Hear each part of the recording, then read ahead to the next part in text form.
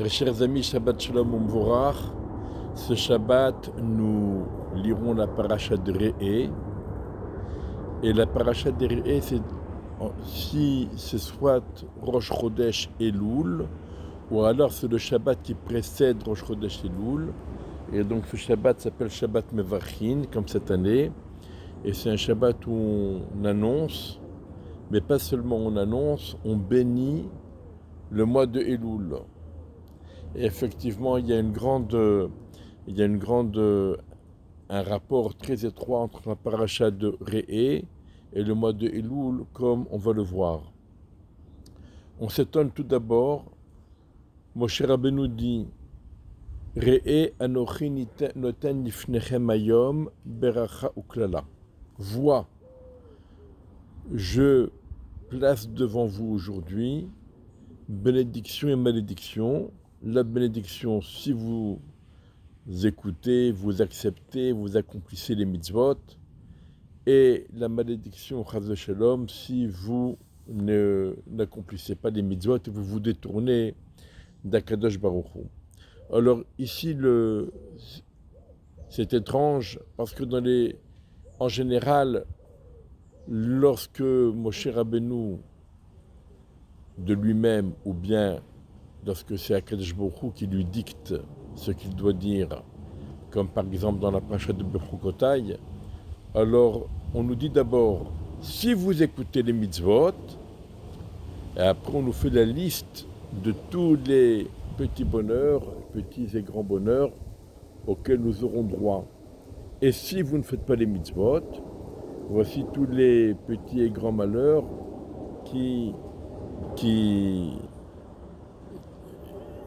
que vous devrez subir, que vous subirez. Or ici, c'est pas comme ça. Voici la bénédiction et la malédiction. Et ensuite, on nous dit la bénédiction si vous accomplissez le mitzvot, la malédiction si vous vous détournez de Dieu. Alors, pourquoi ce changement dans la présentation des choses? Alors, bien sûr, il y a beaucoup de questions à poser sur ce premier verset, mais on se contentera donc de cette approche. En fait, ce que Moshe Rabbeinu veut nous dire, c'est que l'objectif que nous devons viser, ce n'est pas les bienfaits et les bonnes choses auxquelles nous pourrions avoir droit et auxquelles nous pourrions espérer. Non. Et ce n'est pas les malheurs, notre objectif n'est pas de nous éloigner du malheur et d'approcher le bonheur matériel dans ce bas monde. Dans les autres parachutes, ce que Moshe Rabbeinu veut dire selon de nombreux commentateurs, c'est que si on s'applique à l'étude de la Torah et à l'accomplissement des mitzvot, Akadosh Baruch Hu nous accordera un cadre de vie idéal pour qu'on puisse persévérer dans ce chemin et que l'on puisse continuer à étudier la Torah et à accomplir les mitzvot. C'est, selon de nombreux commentateurs, le sens qu'il faut donner à tous ces passages de la Torah où on fait dépendre l'un de l'autre. Mais ici, ce que Moshe Rabbeinu veut nous dire, c'est que le but que l'on doit viser, c'est la bracha. Et ce que l'on doit s'éloigner, c'est la klala. Il ne s'agit pas de bonnes choses et de mauvaises choses. Non, il s'agit de bracha et de klala. La bracha, en soi, c'est notre objectif. C'est notre récompense. Et la klala, en soi, c'est ce dont il faut s'éloigner, c'est ce qu'il faut éviter. Et c'est ça, la punition elle-même réside dans le fait de la klala. Pas dans ce qui va se passer au jour le jour matériellement. C'est quoi la bracha?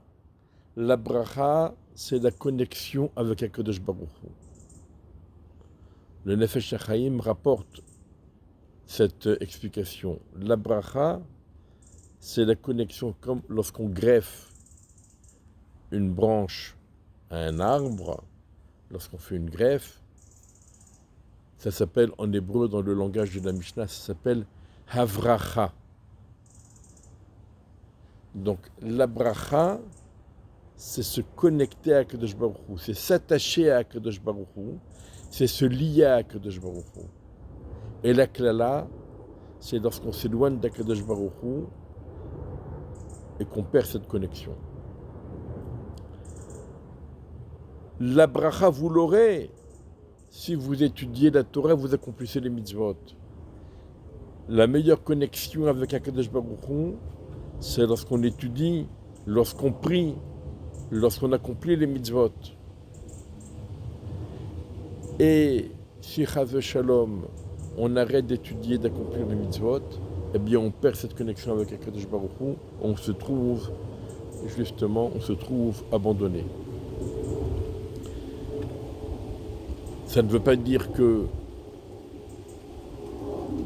il y aura des malheurs qui vont s'abattre sur nous immédiatement, mais même quelque chose qui pourrait paraître quelque chose d'heureux et de bénéfique, en vérité peut s'avérer être tout à fait un autre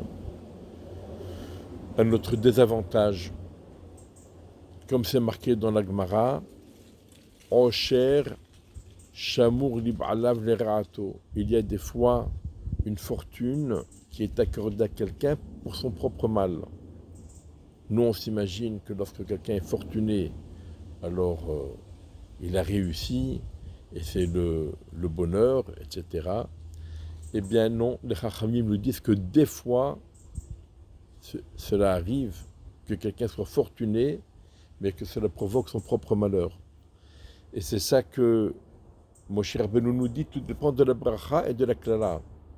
Si jamais on a la bracha, ça veut dire on est connecté avec Akadosh Baruch Hu, on vit avec Akadosh Baruch Hu, alors, quelle que soit notre situation, on baignera dans le bonheur. Mais si jamais, parce que le bonheur, c'est la connexion, c'est justement la connexion avec Akadosh Baruch Hu. Mais si jamais on se détourne d'Hachem, on n'étudie pas la Torah et on n'accomplit pas les mitzvot, quelle que soit notre situation matérielle, en vérité, ce n'est que de l'artifice et de l'apparat, mais en vérité, c'est notre plus grand malheur, c'est de ne pas être connecté avec Akadosh Baruch Hu, de ne pas vivre avec Akadosh Baruch Hu. Et la Torah, ensuite, dans la paracha de Rien, Moshe Rabbeinu nous dit, voilà, il va y avoir des situations difficiles. Des fois, un prophète, quand Moshe Rabbeinu nous dit un prophète, ça ne veut pas dire un menteur. C'est un vrai prophète, un prophète. Quelqu'un qui, jusqu'à présent, a été considéré comme un vrai prophète. Et il fait des prodiges, il fait des miracles. Ce qu'il annonce s'accomplit. Et il nous invite à nous détourner d'Hachem et à nous rapprocher d'autres divinités. Et bien sûr, Moshe Rabbeinu nous dit, nous n'avons pas le droit de l'écouter. Mais comment se fait-il qu'Akadosh Baruch Hu accorde à un tel personnage une telle force de persuasion? Moshe Rabbeinu nous dit, attention, ce n'est pas parce que c'est un prophète qui fait des miracles et qui donc jouit d'une force exceptionnelle, c'est pas pour ça qu'il faut l'écouter. Sachez que c'est une mise à l'épreuve. Akadosh Baruch Hu nous met à l'épreuve. Il met à l'épreuve notre foi, notre amour, notre attachement à Hachem. Si nous avons une foi en Dieu, et si nous aimons Dieu, à Avat Hachem, nous sommes attachés à Dieu, quelles que soient les propositions qui nous sont faites, Et quelles que soient les apparences de la réalité du moment, on n'abandonnera jamais Akadosh Baruch Hu. On reste attaché, on reste fidèle, parce qu'on aime Akadosh Baruch Hu et parce qu'on croit en lui et on l'aime. Et si jamais on se détache d'Akadosh Baruch Hu, bien sûr à cause de l'influence de ce prédicateur, de ce gourou, eh bien c'est qu'on n'aime pas Hachem. On n'a pas une foi suffisante, un amour suffisant, un lien suffisant avec Hachem. Et Moshe Rabbeinu parle d'un prophète qui fait des miracles, mais en vérité, il ne s'agit pas simplement que de prophètes. Ça veut, la réalité de chaque jour. Lorsque vous dites à quelqu'un, si tu respectes le Shabbat, tu fermes ton magasin, etc., tu deviendras encore plus riche. Et le bonhomme lui dit, mais c'est pas possible. Les 3/4 de la recette, c'est le Shabbat. En semaine, il n'y a pas de clients. C'est le Shabbat que les clients ont le temps de venir et ils viennent. Donc, on ne peut pas croire. Ça veut dire, la réalité s'oppose à ce que la Torah nous dit. Ben, c'est exactement ce cas-là. Ce prophète fait des miracles qui s'accomplissent. Tout le monde est ébahi, émerveillé, mais il nous dit de faire le contraire de ce que la Torah nous dit. Et la Torah dit, ne te laisse pas influencer par les apparences et fais ce que la Torah dit. Reste fidèle à ce que la Torah nous dit. Et de même, un autre exemple, la Torah nous dit, la Torah nous interdit de consommer certains aliments. Et la Torah nous dit, Bani matem l'Hashem Elokechem. Vous êtes considérés comme des enfants pour Akadosh Baruch Hu. Akadosh Baruch Hu vous aime comme ses enfants. Et il vous dit de ne pas manger certains aliments. Et voilà que les scientifiques vont vous dire, non, ces aliments, bien qu'interdits par la Torah, ces aliments donnent beaucoup de vitamines et garantissent une très bonne santé. Tout le monde doit manger 5 parts de ces aliments interdits.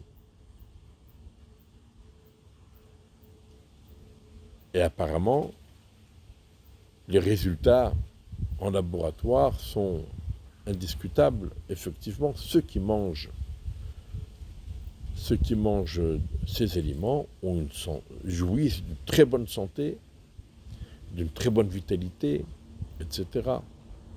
Et la Torah nous dit, non, il ne faut pas les manger. C'est mauvais. Eh bien oui. Est-ce qu'on aime Hachem ou est-ce qu'on aime la vie matérielle? Si on aime Hachem, Akadosh Baruch Hu te dit, ne mange pas ça. Même si apparemment ça va te donner des forces, mais malgré tout ne le mange pas parce que tu ne sais pas, enfin nous ne savons pas, mais Hachem lui il sait quel sera le retour final. Bien sûr, quand quelqu'un il est à l'article de la mort, pour sauver sa vie, il aura le droit de manger certains éléments interdits, il aura le droit même de transgresser le Shabbat pour sauver sa vie. Mais nous, on ne parle pas dans ces cas limites, on parle en général. Même si les apparences nous disent « travaille Shabbat pour gagner ta vie, mange certains aliments pour être en meilleure santé », il ne faut pas se laisser influencer par les apparences, il faut rester fidèle et attaché à Akadosh Baruch Hu et à la Torah et aux mitzvot qu'il nous a donnés. Et la Torah, la paracha se termine sur la lecture des 3 fêtes. On lit cette lecture pour toutes les fêtes. Quel est le rapport? Eh bien, le rapport, il est le suivant. C'est que le lien avec Akadosh Baruch Hu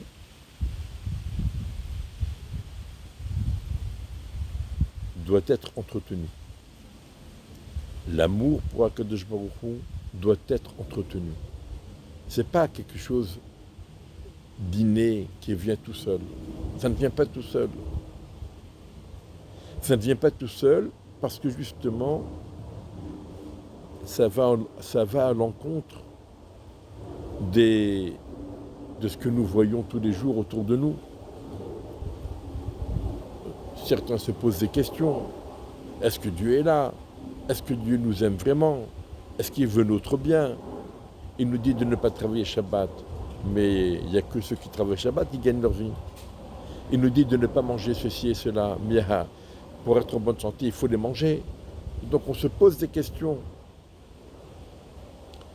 Et pourquoi on se pose des questions? Parce que la vie de tous les jours va à l'encontre de nos convictions et de nos sentiments, jusqu'à les attaquer et les réduire. Donc c'est pour ça que la Torah nous dit, attention, il faut entretenir le lien avec Akadosh Baruch Hu. Il faut entretenir l'amour que nous devons ressentir pour Akadosh Baruch Hu, la foi que nous avons en Akadosh Baruch Hu, la foi et la confiance. Et comment on fait cela? On fait la fête. On se réunit, on mange des bons repas, on chante les louanges de Dieu, on prie. À l'époque du Beth Amikdash, tous les bénis Israël se rendaient au Beth Amikdash pour les 3 fêtes et on montrait au peuple combien Akadosh Baruch Hu aime les bénis Israël. Et quel était le signe? C'est que lorsqu'on ouvrait, pour cette occasion, on ouvrait la parochette et on voyait que les kérouvim qui surplombent l'Arche Sainte, les chérubins qui surplombent l'Arche Sainte, étaient enlacés. Et c'était le témoignage de l'amour d'Akadosh Baruch Hu pour les bénis Israël. Les fêtes, entre autres, à part nous rappeler les miracles que Dieu nous a accordés et raviver notre reconnaissance pour Akadosh Baruch Hu, mais les fêtes permettent de se réunir en famille et de se renforcer tous ensemble, en famille, dans notre foi en Dieu, dans notre amour pour Dieu, pour la Torah, pour les mitzvot, et de nous rapprocher encore plus d'Akadosh Baruch Hu. Voilà, c'est ça le programme de la paracha, une paracha fondamentale qui est entièrement liée à la foi, à la fidélité et à l'amour pour Hachem, à notre attachement avec Akadosh Baruch Hu. Shabbat Shalom U'Vorach, et puis on le disait au début, c'est Shabbat Mevarchim, le mois de Elul, c'est le Shabbat qui annonce et qui bénit le mois de Elul. Or le mois de Elul, tout le monde le sait, c'est Ani Ledodi, Vedodi Li, je suis pour mon bien-aimé et mon bien-aimé est pour moi. C'est-à-dire que dans ce mois de Elul, il y a le lien réciproque entre Akadosh Baruch Hu et les bénis Israël, l'amour entre Akadosh Baruch Hu et les bénis Israël, et donc la paracha de Réé qui parle justement de ça, de ce lien qui est établi, qui doit être suffisamment fort pour dépasser les contingences matérielles auxquelles nous sommes confrontés. Eh bien c'est ce Shabbat qui est Mevarchim du mois de Elul. Voilà, Bezrat Hashem, qu'Akadosh Baruch Hu nous rapproche à lui, se rapproche de nous, comme on le verra dans la paracha à la fin du livre de Devarim, et qui nous envoie Mesher Tzidkenu, qui nous accorde une Géoula complète et totale et définitive avec la construction du Beth Amikdash et la reprise du service au temple. Bimera Biyamenu, Amen. Shabbat Shalom U'Vorach, et bien sûr pour la semaine prochaine, Rosh Chodesh Tov U'Vorach.